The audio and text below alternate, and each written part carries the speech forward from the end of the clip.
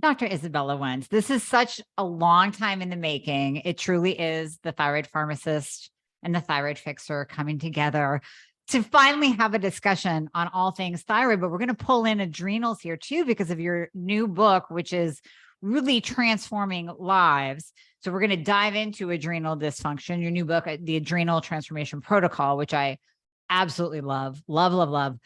So thank you so much, Izabella, for coming on. And I'm totally geeked out, super excited for this.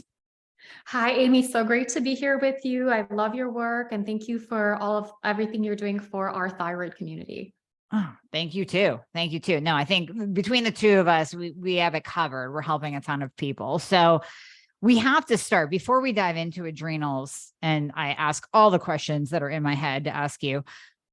Got to start with your own personal story, because you and I both have that pain to purpose story, that the reason why we're in this space is through our own trials and tribulations in the conventional medicine system. And I know yours lasted a lot longer than mine. Yours was like a year of suffering. So can you tell us your story of Hashimoto's, and then blend in, how did you bring in the adrenal piece as well? Sure. So, in full disclosure, I was never interested in the thyroid gland during pharmacy school. I just thought it was like, you have a thyroid condition, you take this one medication. And I didn't know why a lot of the women that were coming to the pharmacy were still struggling, even though they were getting their thyroid medications, right? It wasn't really that I began to really appreciate the intricacies of thyroid conditions and how important the thyroid gland is when I got diagnosed myself with Hashimoto's.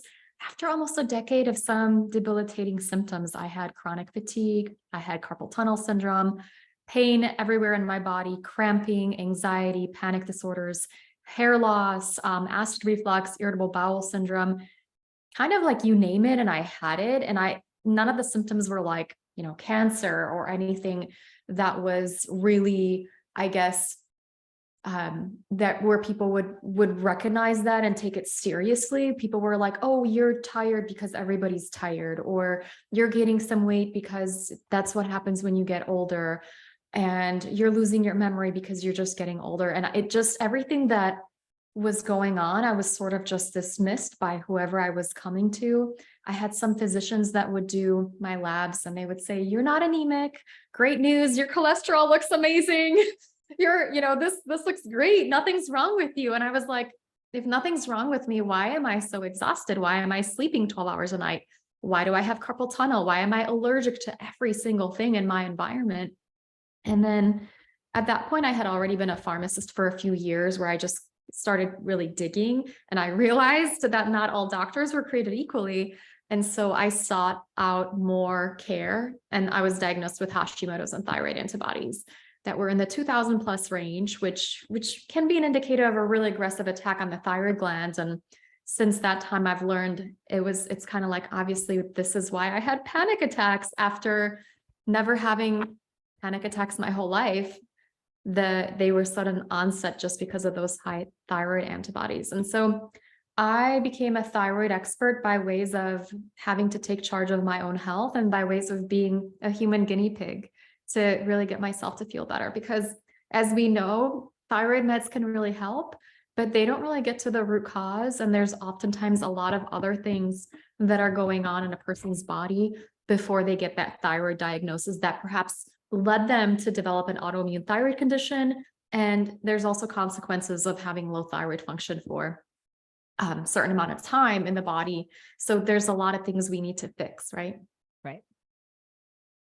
So what was your root cause? Because this all happened to you before you had your beautiful baby, which, I mean, in our world, as you know, and as our listeners know, so many times it's, oh, after that first pregnancy, after that second pregnancy, that's when the autoimmune switch turned on. Now we know it can be other stressors as well. So what was that underlying cause for you? Is that where the adrenals come in, or was it something else? I think for a lot of women, pregnancy can be an important trigger. So can perimenopause, as well as puberty. My thyroid problems, I initially thought they started during puberty, but the longer I think back about it, they probably started when I was exposed to Chernobyl as a 3.5-year-old child, 4-year-old child, when I lived in Poland, close to the Ukrainian border. And I think Mhm. they were, essentially not that there's necessarily one root cause, but that can be an initial thing that shifts your immune system to attack the thyroid gland. Then I had an Epstein-Barr virus infection in my first year of college, and I was never quite the same after that. And then I had IBS, and that IBS situation, it was like, you know, I had the fatigue after the Epstein-Barr virus, but with the IBS onset, that's just kind of, I guess, accelerated everything. And so to get my health back, I really had to focus on a whole host of things. One of them was treating a protozoal infection known as Blastocystis hominis that helped to get my Hashimoto's into remission. But that's certainly not all I did.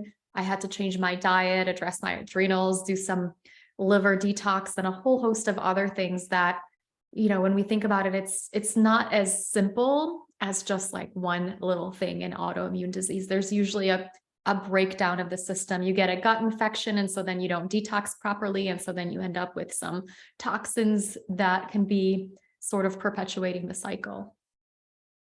For sure. And I mean, my gosh, you were slammed with so many different things. I mean, you had it coming at you from all different directions. So we can see why that switch was flipped for you. But to look at you now, I mean, you were just the beautiful pillar of health. So where did the adrenals come in for you? Was that later? Was that years after you went through your Hashimoto's diagnosis, healed yourself, and then obviously went on to help other people? How did the adrenals come in for you? So I've had 3 instances of adrenal dysfunction that I'm aware of. The first one was on my initial healing journey. When I first started on thyroid meds, I was excited to get started on them, but then all of a sudden I felt more tired and more anxious, and just something wasn't right. And then I started talking to various people in the integrative space, and somebody mentioned adrenal fatigue. Now, first 10 times I heard that term, I was like, you know, Mayo Clinic said it doesn't exist, therefore it's not a real disorder. And finally, I think I got desperate enough where I was like, okay, let me look into it. And sure enough, I had all the symptoms, and then the treatments helped me. So that was part of my healing journey initially, where I went gluten-free and dairy-free, and that helped eliminate a lot of my symptoms. But then I still had like that anxiety, the blood sugar swings, the panic attacks, and just wasn't quite feeling refreshed and energetic until I really addressed that component. And then I have to tell you, Amy, I spent most of my 20s with like chronic fatigue. So then when I got my energy back, and when I was like, I have a million ideas, I have this bucket list and all the things that I wanted to do, I didn't know how to operate in my like new body, right? Because I had endless energy and I didn't know how to like conserve it, because prior to that, it was basically like my body would just be like, no go, we're not going to do anything. You're just so tired. You're always on the couch. That when I got my energy back, I was like, I'm going to do everything. And after that point, I created a documentary series called The Thyroid Secret to help people take charge of their own health. I released a new book on Hashimoto's protocol. And then I also started a supplement line, and I had like this huge group of amazing people working for me that I was like managing without knowing what I was doing. So sorry to all of those people. But I ended up essentially burning myself out from just working too much. And so the second time for me to recover my adrenals, I was like, okay, this is very clear. So I really focused on taking a sabbatical, sleeping as much as I could, and just really simplifying my life and not being, not trying to make up for lost time, which is something that I advise my clients and readers to do. When you get your energy back, please pace yourself, friends, because it's amazing to have your energy back, but let's pace ourselves.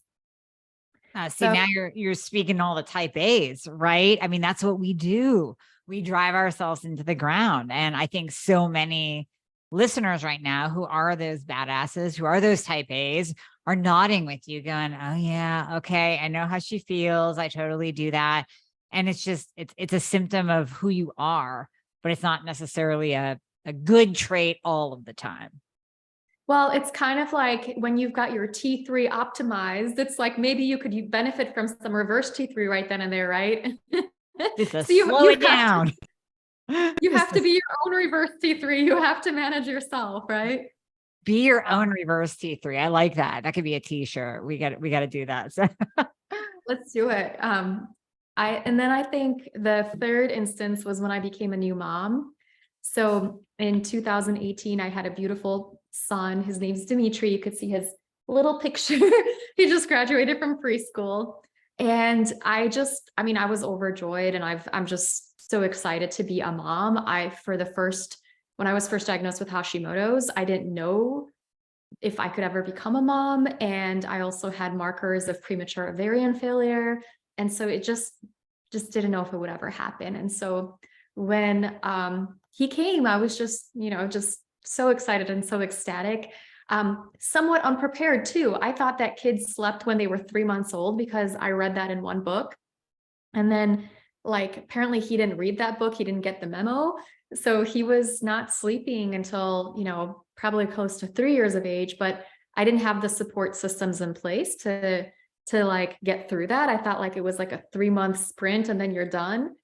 I don't know what I was thinking, but I ended up with adrenal dysfunction when he was 8 months old, and he was waking up frequently throughout the night. And I was like, oh, I could still work and be a full-time mom at the same time and do all the things. And that doesn't work. So I at that point I was like, okay, I know I could test myself. And sure enough, the tests were flatlined adrenals, but I was like, I can't really do the pregnenolone and the hormones because I'm nursing. I didn't want my baby to grow chest hair. Mhm. And then I was like, I also can't sleep for 12 hours a night because, this little human, I can't take a 30-day sabbatical from this little human. Yeah, Maybe yeah. some people could, that just wasn't really my lifestyle. So I had to come up with a new way. Wow. Okay. That catapulted you into a whole new realm then of digging into your own health and then using that to help other people. So before we get into what you did, what you're using on clients, what you're telling people in the new book, and even testing, I want to back up to that adrenal fatigue label, because like you said, well, Mayo Clinic says it doesn't exist. And I think even in our world, with everybody that we come in contact with, so many individuals say, I think my adrenals are blown out. Or you'll just randomly hear someone say, I think I have adrenal fatigue. It's like, do you? I don't know. I think that term is overused a lot, but then at the same time, we're not looking into it enough in conventional medicine, and definitely not in conventional medicine, but even in functional medicine, I don't know that we're giving it enough love. I think it's almost like the boy that cried wolf. It's like, oh yeah, you have adrenal fatigue. Okay. So does your grandma and everybody else, but for you, you really did have adrenal dysfunction. So let's talk about that term a little bit more, dive a little bit more into adrenal fatigue and actually what it is and how it manifests in someone. So this term was coined by a naturopathic doctor. I think it was 25 years ago, maybe, Dr. James Wilson. And he noticed this pattern in people where they were tired, mildly depressed. They felt wired but tired in the evenings. They had sensitivity to bright lights, salt cravings, blood sugar swings. They felt hangry. They had that 3 p.m. crash. They were oftentimes anxious and brain fog, trouble sleeping at night, unrefreshing sleep, had libido issues, and this whole plethora of symptoms.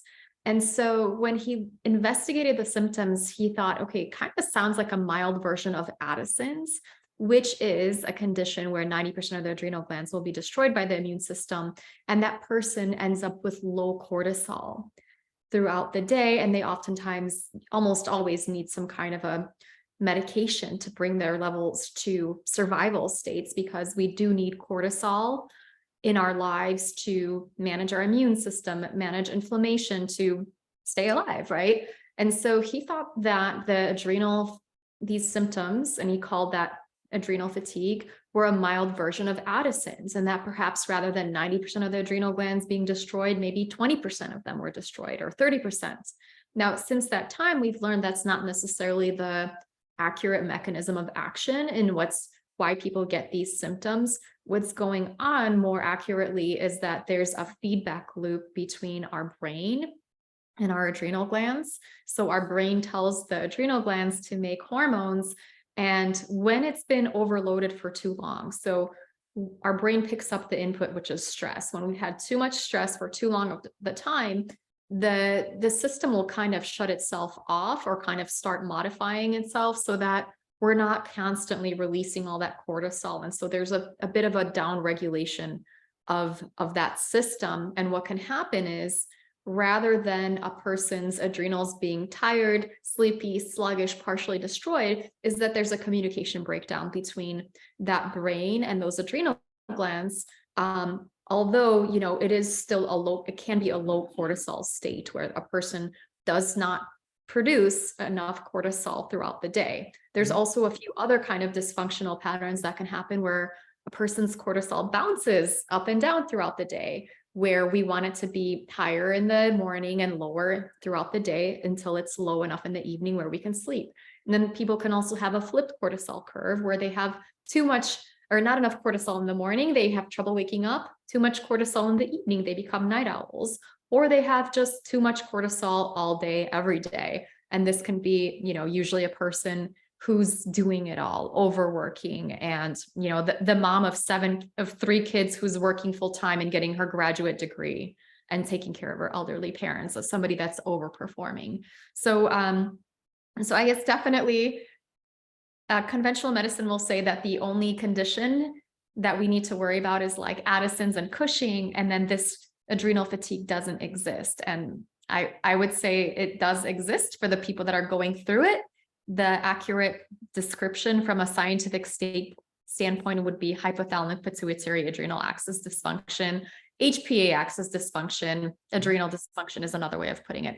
It's kind of like people used to say like leaky gut doesn't exist, but intestinal permeability is real. That's kind of what I'm comparing it to these days.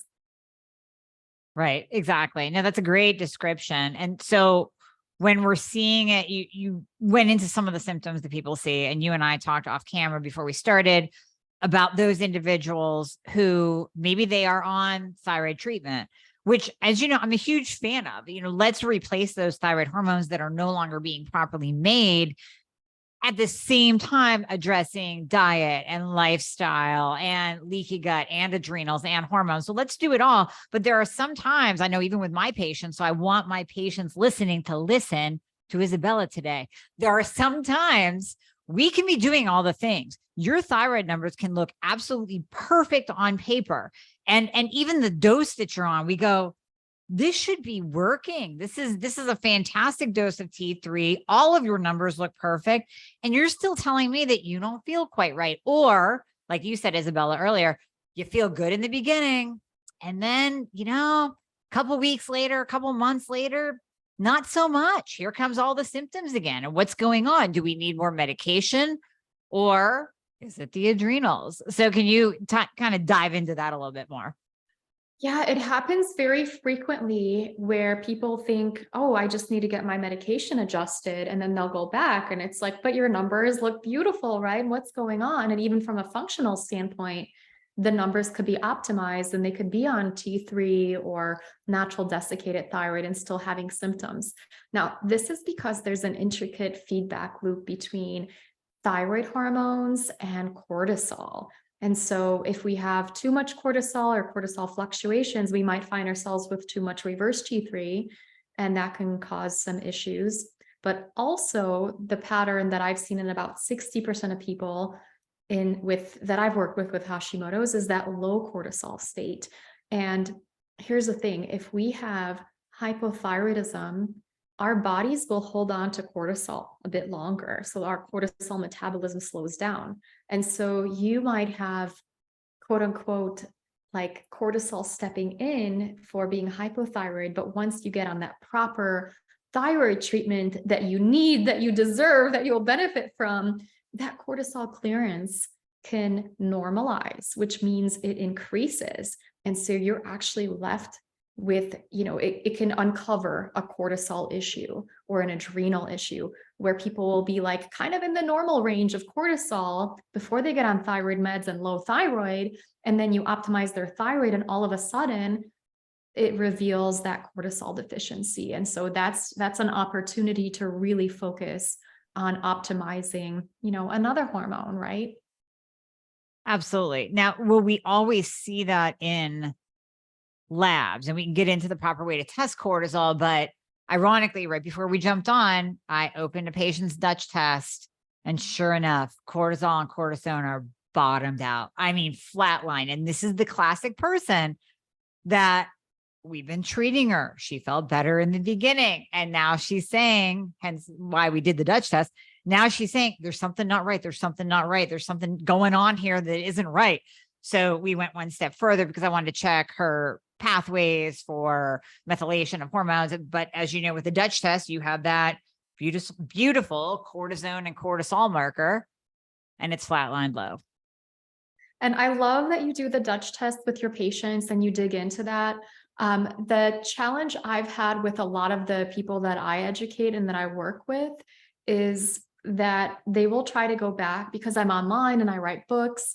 People will say, they'll say, I went and got my adrenals tested, right? And my doctor said my labs were normal. And I'm like, okay, but they'll go and get a blood test, right? Right. And they won't have altered cortisol levels. So I always try to really educate people. You can get function, you'll need to work with an integrative practitioner and get either a cortisol saliva test, an adrenal saliva test, or if you could find somebody extra special who's had lots of training, maybe do the Dutch test. Because I can tell you as a practitioner, I've been reviewing them for, I don't know, maybe 8 years, and I still learn something new. Every time. No, every single time. I'm with you there. I prefer the 4-point saliva, just a regular 4-point saliva. But if someone wants to do the Dutch test after they're on hormone therapy, then yeah, absolutely. And it gives us that bonus. But no, I'm with you. I like the saliva testing, just that simple 4-point, which it's affordable too. It's affordable and it's a little bit easier to explain to patients. Like I actually tell people they could self-order those labs and they can oftentimes interpret them. Oftentimes though, I feel like the Dutch can tell us a bit more, especially about some of the metabolism. But in my kind of I guess, desire to like really educate the masses, I've kind of been to the point where, I don't know if this has ever happened to you, but I had just recently, I have a account with GI Map and I've switched over to Rupa for all of my clients, but I'll still use my account for like testing my husband or myself or my son. And then I saw like a name pop up there and I was like, I don't, who is this? I haven't worked with them in a few years. And somebody had the test for like 4 or 5 years. And so sometimes people, even when they go and get the test from their practitioner, it's like, sometimes it's 3 months, sometimes it's 3 years before they like actually do the test, right? It's like hard to do it. And then I'm like, in that month, we could have like totally transformed your life just by doing some lifestyle changes that are going to be adaptogenic in nature. So whether you have high cortisol, low cortisol, bouncy cortisol, we're going to be able to give you some solid lifestyle foundational things so that you feel better without like having to wait for the test results. Like I love tests. I would, I even had a dog that I would do functional medicine testing for, but I know it's not necessarily affordable and accessible. So I always try to educate people about their symptoms too. So it's like, if you're feeling overwhelmed, you probably have some degree of adrenal dysfunction. And there are strategies that can help you. If you're having morning fatigue and that brain fog and the anxiety and blood sugar swings, trouble falling asleep at night, feeling wired and tired, sensitivity to bright lights, all of those things, where I'll say like, this is a really good sign that you will want to definitely give your adrenals and your stress response some TLC. Yeah, definitely. And you go into that so beautifully in your book too, diving into all the different symptoms that I'm sure many of the listeners can check the box on that they have this, and this. We're going to get into what you recommend in terms of treatment and protocols in a second. I wanted to pick your brain on specifically Paul Robinson's work with the circadian T3 method. What do you think about using T3 to bump up the adrenals in those low points? If we see it on the saliva panel, we see those low markers or somebody's flatline low. What about using T3 to specifically bump that up in conjunction with the lifestyle? Or do you find that exacerbates the problem and makes them more stressed and wears out the adrenals further. Man, I think that's such an interesting protocol, and I don't personally have experience with utilizing that for individuals. What I've really focused on is trying to kind of address, like, why are you feeling like that? Why are you feeling overwhelmed? I know I've had some people whose lives have been changed by circadian T3 dosing, people that nothing else has worked and they've tried, and it can be challenging to find that right practitioner. And for some patients, it's challenging to remember to take their medications throughout the day. So I personally don't have a lot of experience with rebalancing adrenals that way. The protocols that I have worked with before were featuring pregnenolone and DHEA and low doses of hydrocortisone, as well as glandulars throughout the day to support the patterns. And there's, every protocol has a pro and a con to it. With some of the things that I've worked with, they may require a prescription, so it's not always accessible, or some of the hormones can overconvert to other things. And so my approach in this particular protocol has really focused on things that most people can utilize even without a prescription. And I'm a pharmacist, so I love all kinds of prescription drugs and biohacking and various dosage formulations, but at the same time, unfortunately, I don't have experience with that particular one. And I totally put you on the spot there, but I just brought it in because I know that you talk a lot about the circadian rhythm and how important it is to reset that. Just even simple things like going out into the sunlight, looking at the sun, going to bed at a normal time, really getting those adrenals in line so that you are tired at night instead of being wired and tired and being a night owl, which is not good for anybody. So I just totally put you on the spot, but I wanted to pick your brain on that. In your book, you talk a lot about helping your body feel safe in order to heal and how to actually send those safety signals to the body, which, that's what I love about the book, is just like what you said. These are things that anybody can do. You don't have to be working with a practitioner, a functional practitioner, an integrated practitioner. You don't have to beg for medication to heal. These are things that you can implement right now at home. So can you dive into what exactly do you mean by those safety signals and feeling safe in your body?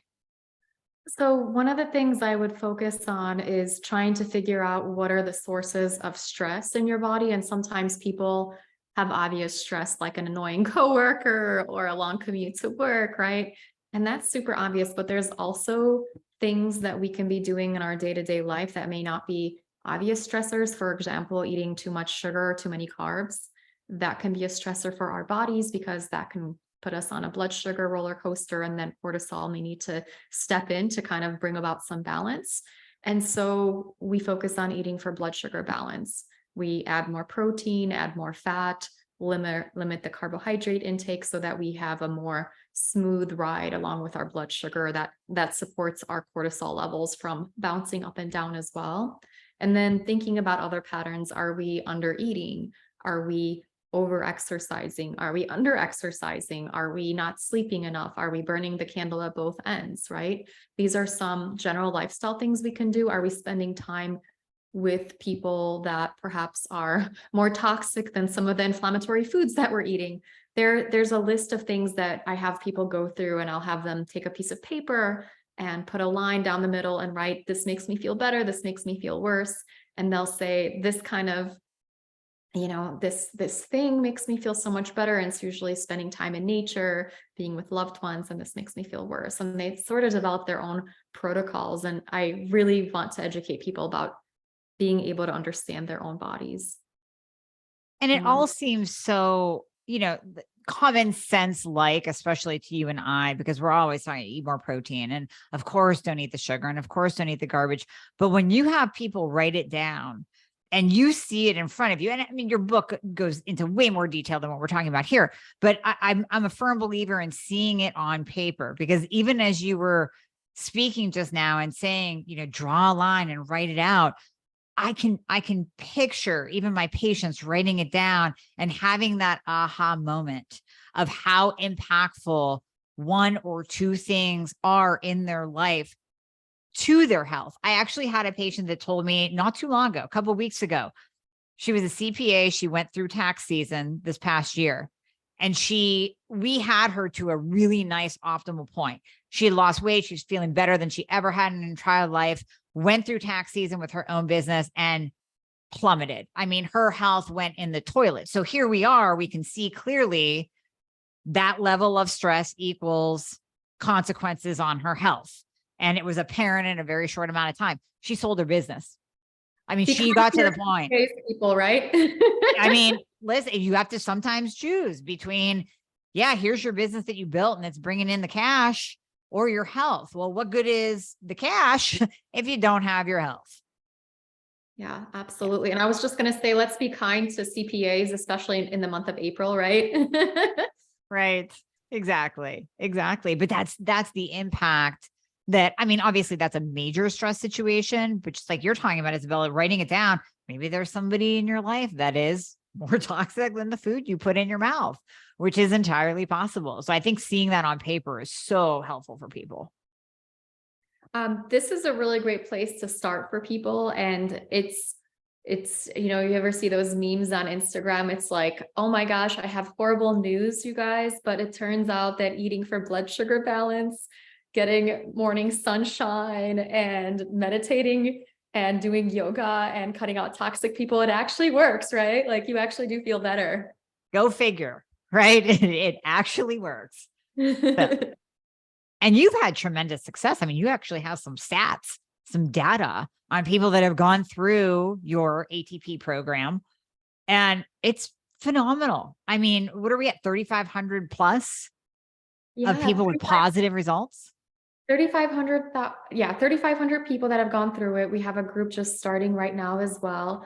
And the amazing thing, Amy, is like they will start off feeling like overwhelmed and burned out and just so depleted. And by like week 3, they're like, I'm running up and down my stairs. I'm getting so much done. My libido has come back. And it's just amazing to watch the transformations.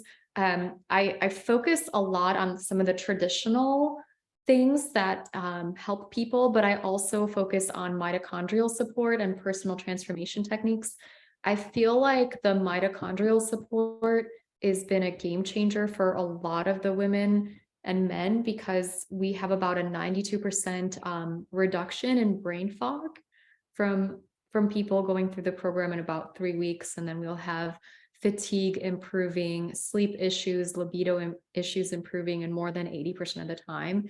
And those stats kind of became apparent with the mitochondrial support where some of the traditional adrenal support was helping a lot, but with that mitochondrial protocol, there was a lot of synergy, and I didn't see it with just using mitochondrial support. So it's been an interesting learning experience for me just to see how when you combine certain protocols, you can get such synergy. And I was just going to ask you about the supplemental protocols, because I know the go-to for most practitioners in the functional space is to throw an adrenal adaptogen at someone, which may or may not help. And sometimes they'll give someone an adrenal adaptogen without knowing if they are in the beginning stages of adrenal fatigue and pumping out cortisol like crazy, or they're at the end stages and they have no cortisol. They'll just throw on, here's some ashwagandha, have a great day. So what are your thoughts on those kind of standard protocols? I mean, I'm sure there's some benefit, but I really like how you're bringing in the mitochondrial support too, and how it all has to work together. I think that adaptogens can be very helpful for the right people. And generally what I like about them is whether you have cortisol that's too high or too low or bouncing all over the place, they help to balance things out in a very gentle way for most of them. I have seen people utilize glandulars, adrenal glandulars, and I think those are the ones that I get a little bit more concerned about when people do it without testing, because you may not need adrenal glandulars if you have cortisol that's too high. People right. will just be, a practitioner will look at somebody and be like, okay, you must have high cortisol. Here's some phosphatidylserine, which lowers your cortisol. which you're only supposed to use for a few weeks at bedtime. But I've had clients that were on it for like 3 years. I'm like, why are you on this? You're barely, making any cortisol. Yep. And so I get concerned more about like the practitioners using supplements that lower cortisol or make it higher if they're not testing that person's cortisol levels very frequently. But adaptogens tend to be well tolerated and safe for most people when they're used in the right dosages. And I think a lot of people will say like, everybody around me is a little bit less annoying since I've started to take these. So a lot of people do enjoy them. Well, thank you. No, you and I are on the same pathway there, same thought process with just the overuse of willy-nilly throwing supplements at a patient and just not even really knowing where they're at in their adrenal journey. So I love it when my guest says something that I've been saying for a while, and it's like, I'm getting backed up here. So I have another expert saying the same thing. I love it. I love it. I love the fact that you focus on the things that people can do for themselves. I mean, you and I both have a supplement line. I love supplements. They can do a lot of things, but if we don't have the base, if we don't have the lifestyle component, the stress component, the taking care of ourselves component, the feeling safe, like you're saying, that safety component, there's not enough supplements in the world that's going to make you feel like you again and going to make you feel better. And you're going to end up doing what Izabella and I see all the time. You're going to buy 50 million supplements because you had an Instagram ad pop up or you read it in a blog, and they're not going to work. Unfortunately, you can't out supplement a horrific lifestyle, right? And I feel like supplements like the adaptogens can get us through a tough season, but I don't want people to be reliant on them. Just like, coffee, typically I want people to have a healthy relationship with their coffee, right? I want them to be able to have it and enjoy it, but not be like, I need this to survive, right? I can't live without this. And same with the adaptogens and supplements. My goal is for people to get really resilient. And we do that through a lot of the lifestyle things. So, the exercises that we can do, the mental things that we can do, the way that we eat, the way we fuel ourselves, some of the transformational techniques too, those can really be a big game changer for our resilience. Huge game changers. Huge. So the question before the last question that I know is on so many people's minds, well, what about caffeine, since you mentioned it? Because I get this all the time. Well, do I have to stop coffee? Do I have to stop caffeine? So what is your answer on that? I used to tell people they had to like cold turkey caffeine to, help their adrenals, but then I got wiser. So I have had some people who would get off of the caffeine and they'd be like, I'm still like waking up multiple times throughout the night, and I'm still exhausted and anxious. And I used to think that caffeine was the cause of all of that. And then I kind of realized, okay, well, people are like self-medicating with caffeine. And part of that could be because they have low cortisol in the morning, especially, and that caffeine can help them raise their cortisol levels whenever they drink it. And people do the same thing with wine, right? So they'll have high cortisol in the evenings and they'll want to wind themselves down to be able to rest and turn off their racy thoughts. And so they'll utilize wine for that. And so these days, I don't ever say like, you need to quit caffeine cold turkey. I actually will have people keep their caffeine as is for the first few weeks of the program, where we're focusing on balancing their blood sugar, bright light exposure, utilizing some mitochondrial support to help build their energy naturally before we like mention anything about caffeine.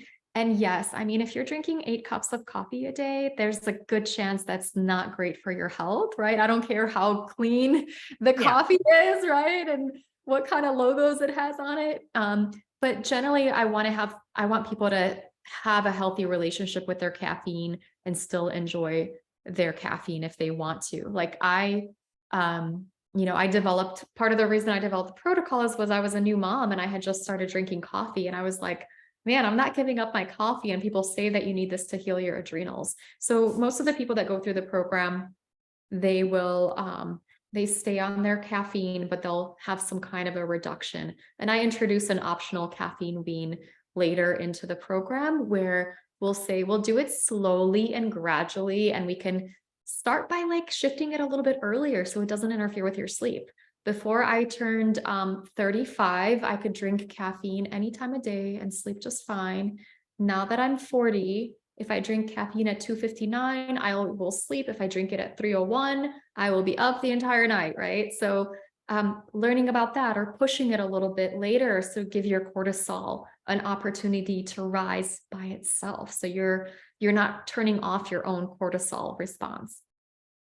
You just made a lot of people happy. And I would say about 100 of them that were on the fence are now over the fence and all in for you. So just telling them that they can still have their coffee, even in the beginning.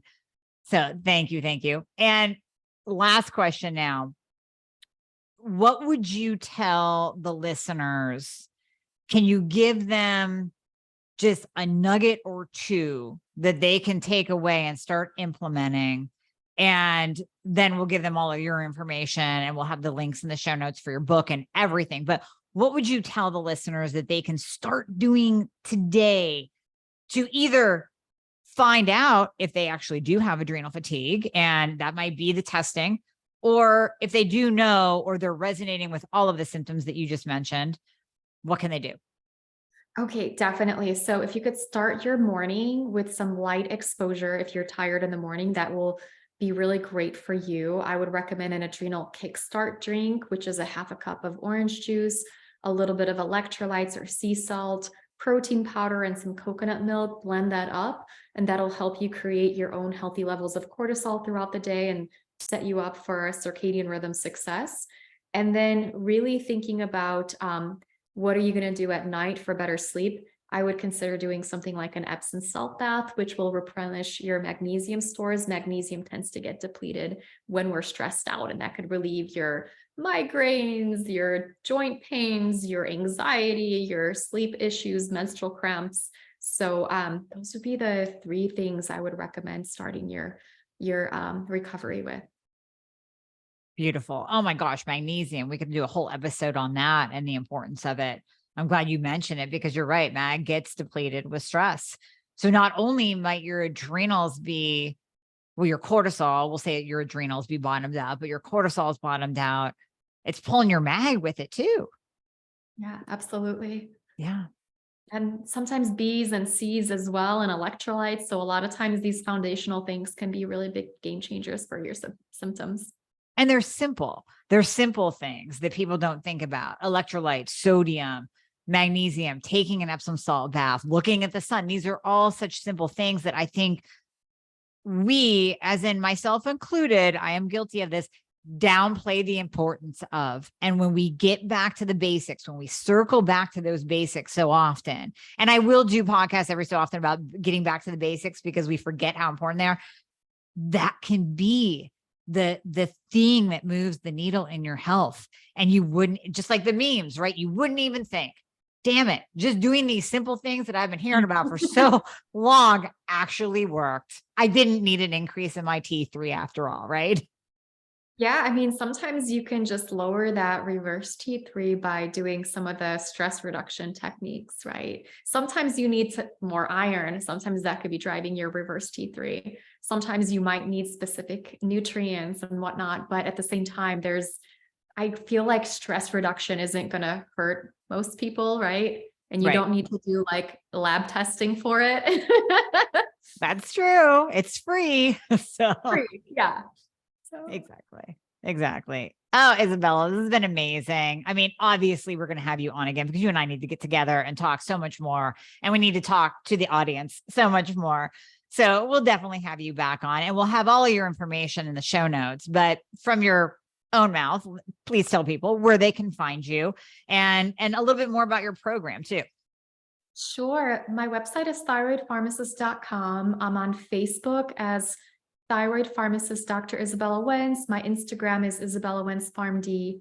And I have a new book called the Adrenal Transformation Protocol. It's a 4-week plan to help you take charge of your own health and go from like surviving to thriving. So it targets like that brain fog, fatigue, sleep issues, anxiety, libido issues, pain, all of the things that signal adrenal dysfunction. And it's just been amazing for me to see so many women going through it and I mean, recovering their health. Once I had a baby, I was like, I don't think I'll write another book. It's so much work, but I ended up being like, okay, this really needs to get out into the world. So I'm excited to have it out there. And thank you so much, Dr. Amy, for having me on, and everybody listening. I hope this was helpful.